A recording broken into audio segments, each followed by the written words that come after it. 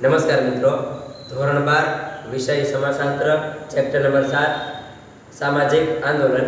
એમાં સામાજિક આંદોલનના જે 8 લક્ષણો છે તે હું મોઢે બોલું છું, બરાબર.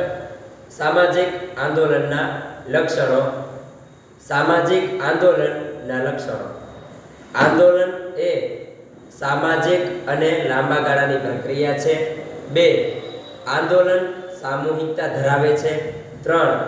કોઈ પણ આંદોલન ધ્યેયલક્ષી હોય છે. 4.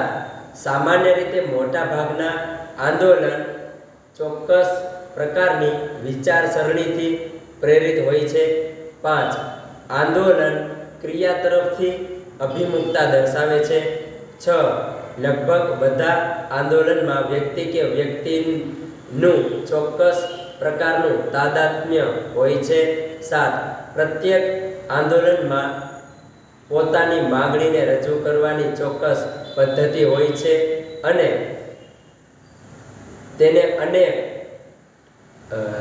અનેક રીતોનો ઉપયોગ કરવામાં આવે છે. અને 8. પ્રત્યેક આંદોલનમાં બદલાવ અને સાતત્યની લાક્ષણિકતા ધરાવે છે. એટલે કે પ્રત્યેક આંદોલન બદલાવ અને સાતત્યની લાક્ષણિકતા ધરાવે છે. તો આ હતા સામાજિક આંદોલનના લક્ષણો.